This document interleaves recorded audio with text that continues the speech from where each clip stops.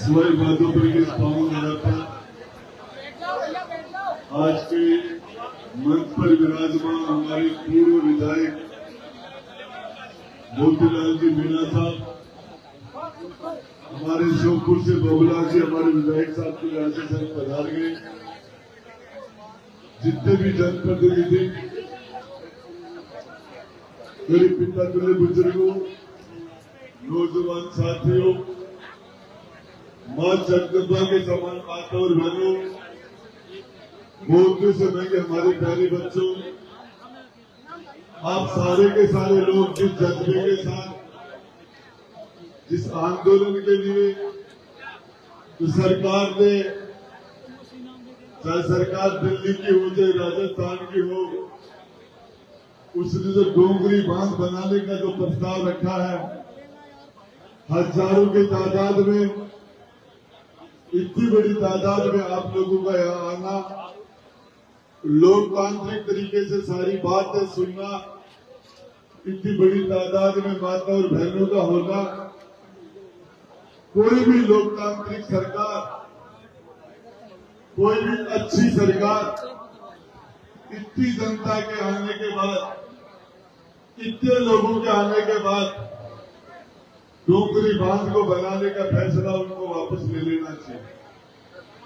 और मेरी समझ से मैं सरकार में 2 बार मंत्री रहा, सरकार का काम करने का तरीका जानता हूं। यदि उनमें थोड़ी बहुत भी समझदारी है तो उनको इस फैसले से पीछे हट जाना चाहिए। जहां पर 76 गांवों का मामला हो, अकेला किसान नहीं, मजदूर है, चाहे पूरे परिवार, हमारी पहचान हमारे गांव से होती है। जब हमारे गांव नहीं रहेंगे तो हमारी पहचान क्या होगी? हमारी आइडेंटिटी हमारा गांव है, तो गांव का एक ताना बाना है, उसको हम नहीं छोड़ सकते। मेरे पूर्व वक्ताओं ने जो कहा, सरकार को जो पानी की योजनाएं करनी है, तो राजस्थान नहर थी जो बाद में इंदिरा नहर बनी, ऐसी कोई नहर लाके इनको जनता का समाधान पानी का करना चाहिए। मैं आप सब लोगों को विश्वास दिलाना चाह रहा हूं, आपके सारे जनप्रतिनिधि, चाहे आप मंत्री हो, विधायक हो, वो लोग भी आपका विरोध देख के, आपकी नाराजगी देख के अपने विचार, अपने फैसले पर दोबारा विचार करेंगे। चाहे डॉक्टर किरोड़लाल जी मीणा साहब हो, चाहे आपके सांसद हो, चाहे कोई दूसरे नेता हो, अनुभवी नेता है ये, और ये जनता के मिजाज को जान जाते हैं, जनता के मिजाज के अलावा दूसरा फैसला नहीं करेंगे। और ऐसा फैसला जो आपने इतनी बड़ी तादाद में, हजारों की तादाद में आके आपने ये उनको मैसेज दे दिया कि ये फैसला मत करो।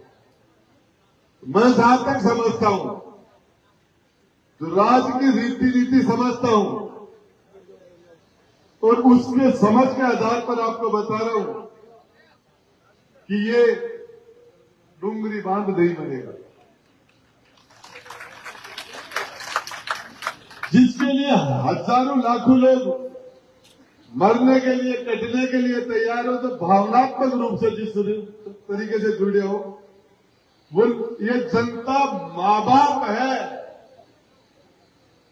चाहे प्रधानमंत्री हो, चाहे मुख्यमंत्री हो, मंत्री हो, एमएलए, एमपी, सबको पैदा करने वाले आप हो। सरकारें आपसे बनती हैं, सरकारों को बनाने वाले आप लोग हो। ये पार्टियां आपसे हैं, आप सरकार से नहीं हो। आते हैं लोग, चले जाते हैं, सबका फैसला करने वाले लोग आप हो। और ये नेता समझते हैं, और उसके बावजूद भी जब नाश मनुष्य का आता है तो पहले विवेक हर लेता है। यदि उनका नाश आ गया है तो वह ऐसा फैसला करेंगे, तो फैसला जमीन के ऊपर नहीं हो पाएगा, नहीं हो पाएगा। मैं दावे के साथ कह रहा हूं, इसके अंदर इतनी बड़ी तादाद के अंदर, इतनी जज्बे के साथ लोग आने के बाद ये नहीं होता।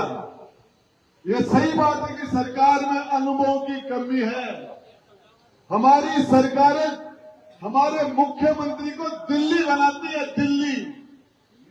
जनता, राजस्थान की जनता मुख्यमंत्री नहीं बनाती।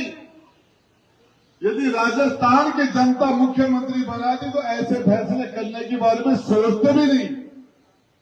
हमारे आज तक जितने भी चीफ मिनिस्टर बने, मुख्यमंत्री बने, वो दिल्ली ने बनाए हैं, दिल्ली ने। और यहाँ के नेता दिल्ली की तरफ देखते, जनता की तरफ नहीं देखते। और इसी का कारण है नरेश मीणा जैसे नौजवान को 10-10 दिन तक आमरण अनशन करना पड़ता है। 7-7 बच्चे स्कूल के अंदर दब के मर जाते हैं, उनकी समस्याएं नहीं सुनी जाती और न्याय मांगने वाले लोगों को जेल में डाल दिया जाता है। तो ये सरकारें गलत काम कर रही है।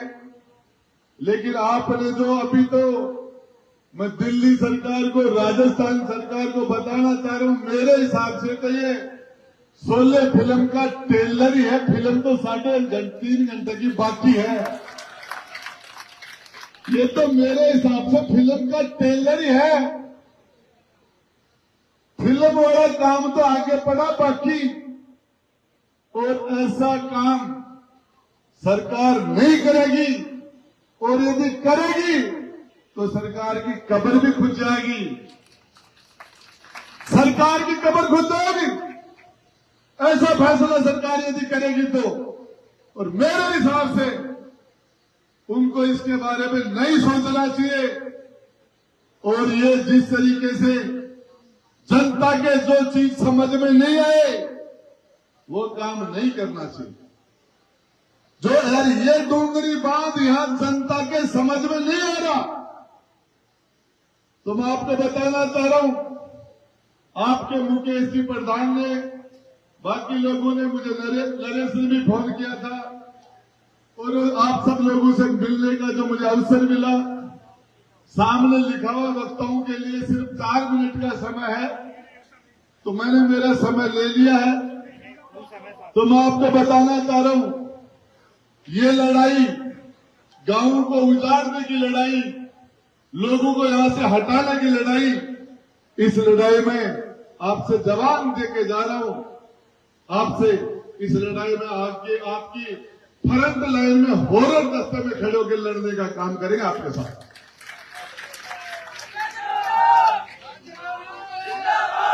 और इसके लिए मुझे नहीं लगता कि सरकार ने शायद आपको देखने के बाद ये फैसला पलट दिया है, और यहाँ के कलेक्टर और एसपी को गलत रिपोर्ट देते हैं कि 5,000 2,000 लोग बताएंगे 5,000। अरे प्रशासनिक अधिकारी कलेक्टर साहब होंगे, एसडीएम होंगे, एसपी होंगे, ये देख लेना और सही रिपोर्ट मुख्यमंत्री जी को दे देना। अरे दही के भरोसा खीर में हाथ मत देती, जो हाथ बढ़ जाएगो।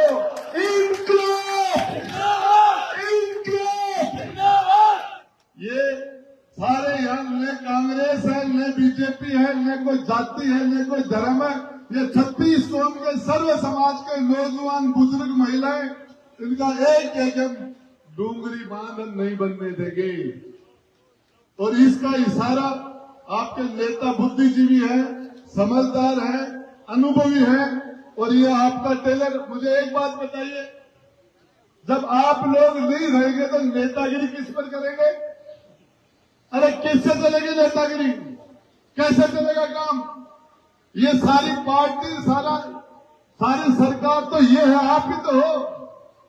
सरपंच को, पंच को, प्रधान को, प्रमुख को, एमएलए को, एमपी को, मंत्री को, मुख्यमंत्री को, प्रधानमंत्री को, राष्ट्रपति को आप भी तो बनाते हो। कौन बनाता है? जनता तो बनाती है। तो जनता के साथ तानाशाही नहीं चलेगी। और अभी तक इन्होंने डीपीआर नहीं बनाई है, अब डीपीआर बना के ये अपना समय खराब नहीं करेंगे। और मैं आपको विश्वास दिलाना चाह रहा हूं, आज की आपकी मीटिंग के बाद में इनका फैसला वापिस हो जाएगा। इसी से हो जाएगा। आपके इस टेलर को देख के आज के बाद में, उसके बाद में नहीं होगा तो इनका इलाज कर देंगे। धन्यवाद। जय हिंद, जय भारत।